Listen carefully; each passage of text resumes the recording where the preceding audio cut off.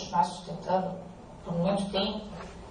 Mas acho que a grande questão é se um dia houver uma crise econômica, se o crescimento chinês se desacelerar, se o partido vai conseguir manter o mesmo grau de legitimidade e de controle que tem hoje.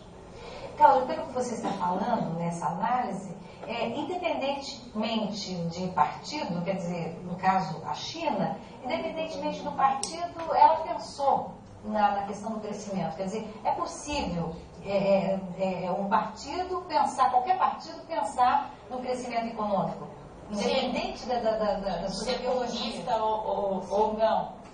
Sim, aí podemos entrar numa outra discussão, se o Partido Comunista da China continua fiel aos princípios comunistas ou não.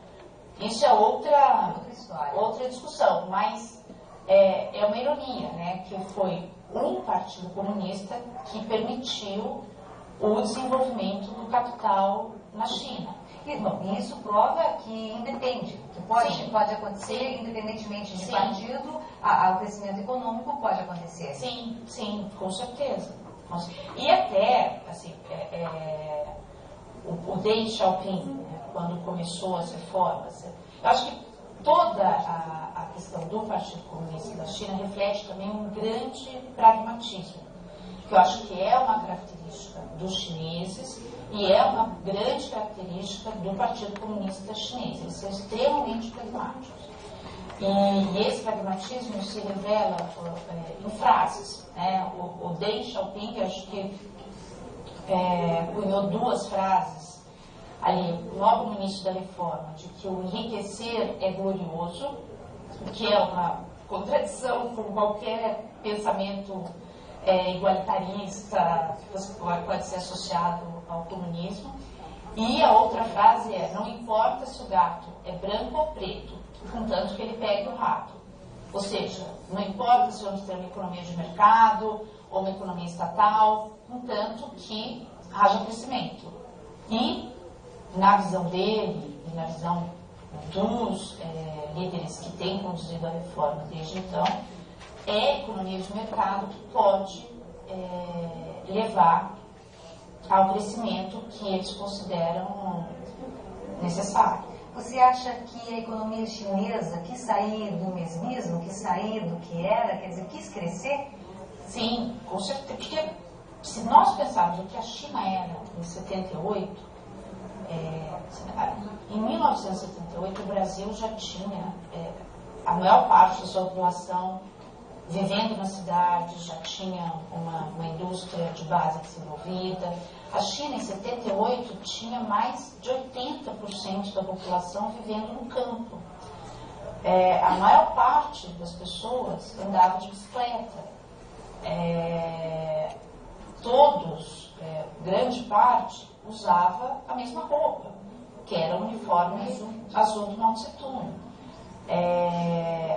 A renda per capita, eu estava vendo agora, estou lendo um livro sobre esse processo de reforma de um economista chinês, que um agricultor em 1978 na China tinha uma renda per capita de 100 yuans por ano. 100 yuans, hoje, $1 são 8 yuans. Ou seja, 100 yuans são $10. É uma coisa triste, inacreditável. Ou seja, tinha um problema de exclusão na educação, na alimentação. Ou seja, era uma situação de pobreza e de irrelevância no cenário internacional. Então, eu acredito que foi uma decisão de transformar realmente o país. Provavelmente, se nada tiver, é muito difícil especular que caminhos a história teria tomado. Mas eu acredito que seria muito difícil o Partido Comunista sobreviver à queda do Muro de Berlim em 89 se as reformas não tivessem sido feitas. Se o país continuasse a ser o que é. Porque você não tem como fechar um país de 1.300.000.000 de pessoas, como a Coreia do Norte fechou, né? E impedir qualquer contato com o mundo exterior e fazer um mundo totalmente ensimismado, né? Então, eu acredito que foi uma estratégia de perceber que aquele caminho que eles estavam trilhando não ia levá-los ao desenvolvimento e não faria com que a China passasse a ser um ator relevante no cenário internacional. Nesse cenário internacional, mundial, como é que a China está sendo vista, principalmente pelos americanos? A China, pelos americanos, é vista como o grande rival, né? O potencial rival do século XXI. Ou seja, o país que tem condições de desafiar a supremacia americana no mundo. E tem uma grande preocupação. Assim, e é uma relação muito ambígua que os americanos têm com a China. Existe ali, acho que várias visões, né?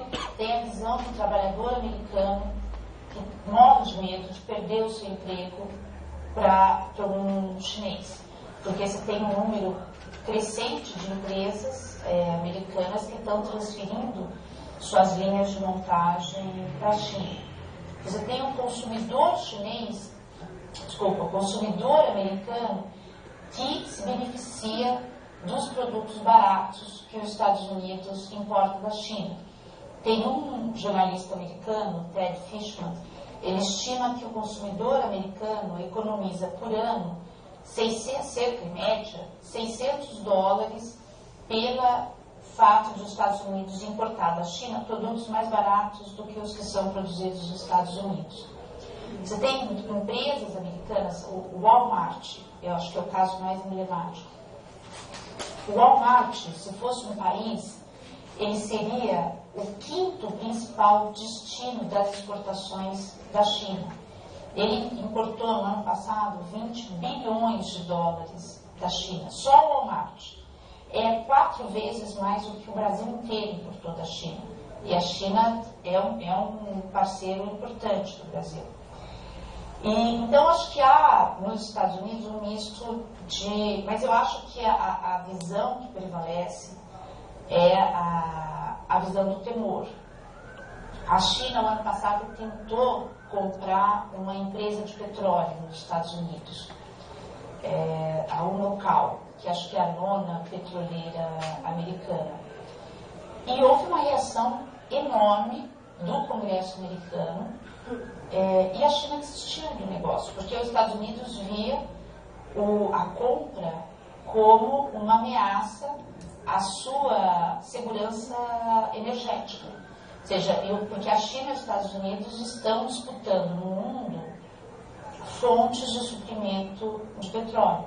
A China já é hoje o segundo maior consumidor de petróleo do mundo, só perde para os Estados Unidos.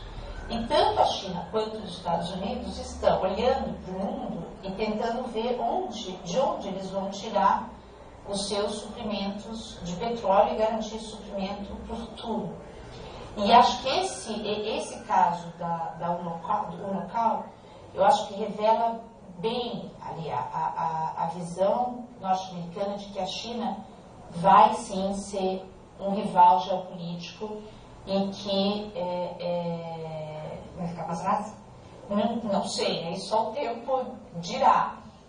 Mas tem muita gente que acha, dentro dos Estados Unidos, que os Estados Unidos deveria ser mais agressivo em cobrar da China um comportamento mais leal nas regras internacionais de comércio, cobrar a valorização do yuan, cobrar a abertura do mercado chinês em determinados setores. Mas eu acho que é inevitável. Os chineses têm um discurso em que eles tentam assegurar ao mundo que a ascensão deles não representa um risco.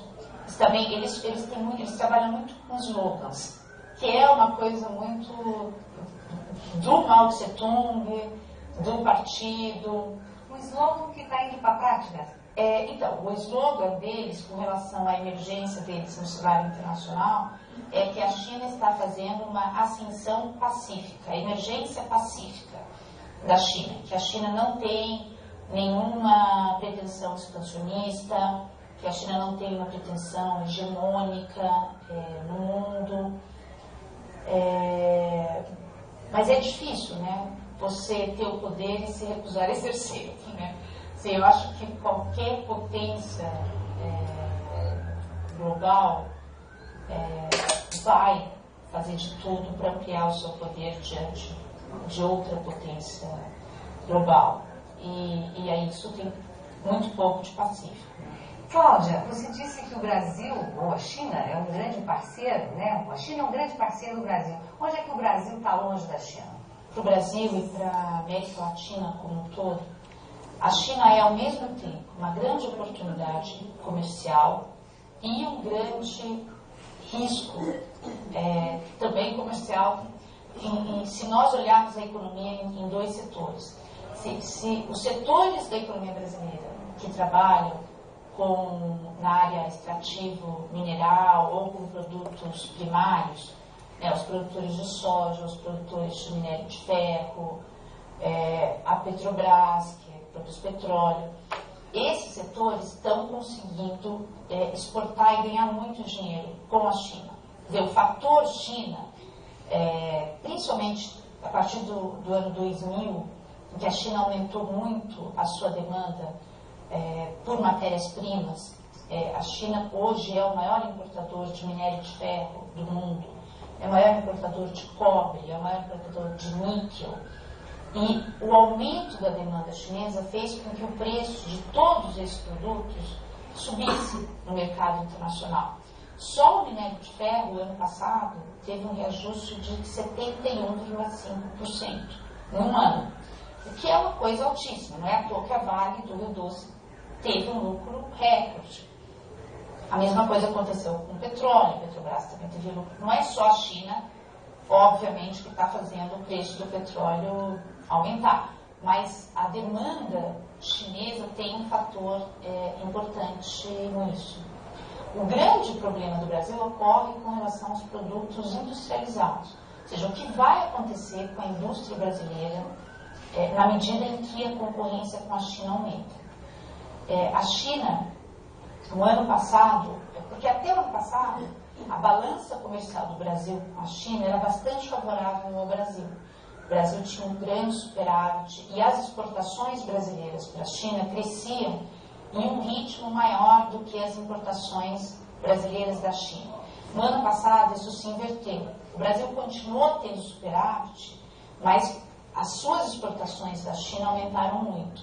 E você tem vários setores da indústria brasileira que estão se queixando da concorrência chinesa. Então, você tem fabricantes de máquinas e de equipamentos que dizem que não têm condições de concorrer com os preços dos chineses. E que, se isso seguir por muito tempo, eles vão fechar. E aí é a questão de que tipo de país o Brasil quer ser.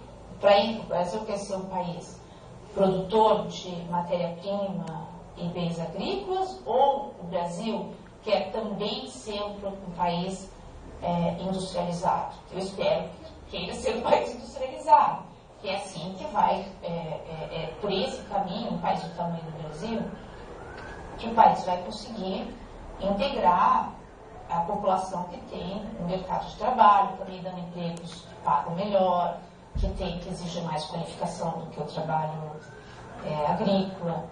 E isso exige ali uma estratégia do país.